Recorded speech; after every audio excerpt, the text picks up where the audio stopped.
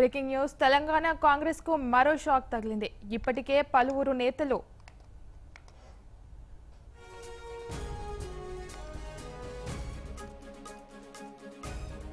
విడగా తాజాగా ఖమ్మం జిల్లా సీనియర్ నేత పొంగులేటి సుధాకర్ రెడ్డి ఆ జాబితాలో చేరారు. పార్టీకి గుడ్ బై చెప్పిన సుధాకర్ రెడ్డి తన రాజీనామా లేఖను అధిష్టానానికి పంపారు.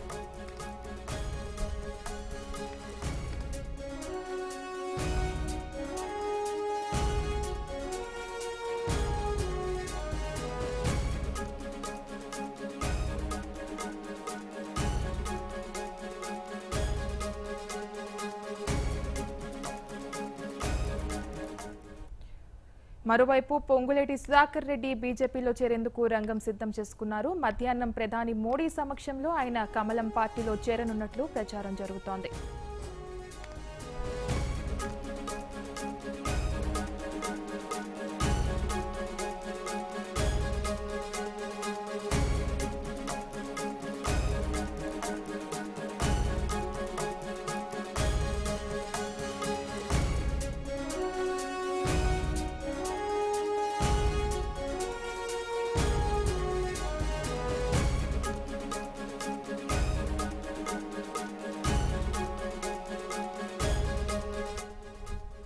పొంగులేటి సుధాకర్ బీజేపీలో చేరుతున్నట్లు సమాచారం అందుతోంది. మరి దీనికి సంబంధించి పూర్తి వివరాలు మా ప్రతినిధి కిరణ్ అందిస్తారు. కిరణ్,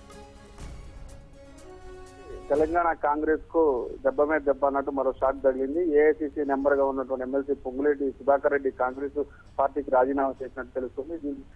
ఆయన రాజీనామా లేఖను ఏఐసిసి అధ్యక్షుడు రాహుల్ గాంధీకి కూడా పంపించినట్లు సమాచారం. ఈ రోజు బీజేపీలో చేరేందుకు రంగం సిద్ధం చేసుకుంటున్నాడు పొంగులేటి శ్రీనివాసరెడ్డి. గతంలో ఏఐసిసి సెక్రటరీగా పనిచేసిన సుధాకర్ రెడ్డి ఖమ్మం జిల్లాలో పార్లమెంట్ సీటు కోసం ఎంతగానో ప్రయత్నించారు.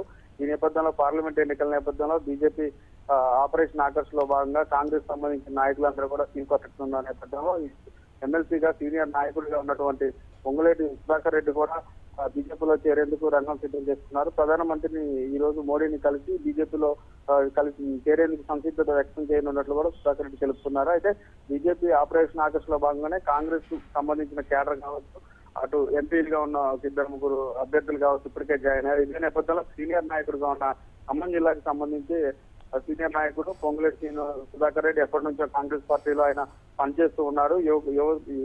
యువకుల స్థానం నుంచి ఒక ఏఐసిసి నెంబర్ గా ఎదిగి ఆ తర్వాత ఎమ్మెల్సీగా కూడా ఆయన పనిచేస్తున్నాడు. ఇదే నేపథ్యంలో కాంగ్రెస్ పార్టీకి భారీ షాక్ తగిలిందని చెప్పొచ్చు. ముఖ్యంగా ఖమ్మం జిల్లాకు సంబంధించి కాంగ్రెస్ తరఫున వర్గ విభేదాలు అనేవి ఎక్కువగా ఉండటం, దాంతో పాటు సీనియర్ నాయకురాలు ఉన్నటువంటి రేణుకా చౌదరికి, ఇటు బట్టి విక్రమార్కకి, అలాగే పొంగులేటి సుధాకర్ రెడ్డికి వర్గాలు ఎప్పటి నుంచో ఉన్న నేపథ్యంలో ఆయన కాంగ్రెస్ పార్టీకి రాజీనామా చేయడం ఇప్పుడు ఆసక్తికరంగా మారింది. జిల్లా రాజకీయాల్లో కూడా పెను మార్పులు చోటు చేసుకుంటాయని తెలుస్తుంది. ఇదే నేపథ్యంలో ఆయన ఈ రోజు బీజేపీలో చేరడం, బీజేపీకి కొంత ప్రచారానికి సంబంధించి కూడా ఆయన బాధ్యతలు నిర్వర్తించేందుకు సిద్ధంగా ఉన్నట్లు కూడా సమాచారం తెలుస్తుంది. రాఘవి, కిరణ్ చెప్పండి, మరి ఇంత సడన్ గా కాంగ్రెస్ నుండి బీజేపీలోకి చేరడానికి ఎందుకు కారణాలు ఏమై ఉంటాయంటారు? ముఖ్యంగా రాఘవి, గత ఎన్నికల్లో అసెంబ్లీ ఎన్నికల్లో గత సార్వత్రిక ఎన్నికల్లో ఆయన ఖమ్మం ఎమ్మెల్యే సీట్ అడిగాడు, అది కుదరలేదు. దాని తర్వాత ఇక్కడ టీడీపీకి సంబంధించిన పార్టీకి కూటమి ద్వారా టీడీపీకి ఇవ్వడం జరిగింది. దాని తర్వాత ఆయన పార్లమెంటు స్థానంపై కూడా ఆశలు పెట్టుకున్నాడు. కాంగ్రెస్ తరఫున తనకు పార్లమెంటు ఎంపీ అభ్యర్థిగా తను నిలబెడితే కాంగ్రెస్ పార్టీకి గెలిపిస్తారంటూ కూడా పలుమార్లు ఆయన ప్రకటనలు కూడా చేశాడు. అయినా కూడా కాంగ్రెస్ అధిష్టానం ఆయనకి పక్కన పెట్టడం, అలాగే ఖమ్మం జిల్లాకి సంబంధించి ఇప్పటికే 3 వర్గాలు ఉన్నాయి. అందులో సుధాకర్ రెడ్డి వర్గానికి పెద్దగా ప్రాధాన్యత ఇవ్వకపోవడం, సీనియర్ నాయకులుగా ఉన్నటువంటి మరో నాయకురాలకు రేణుకా చౌదరికి సీట్ ఇవ్వటం, రేణుకా చౌదరి కూడా సుధాకర్ రెడ్డిని పట్టించుకోకపోవడం కావచ్చు.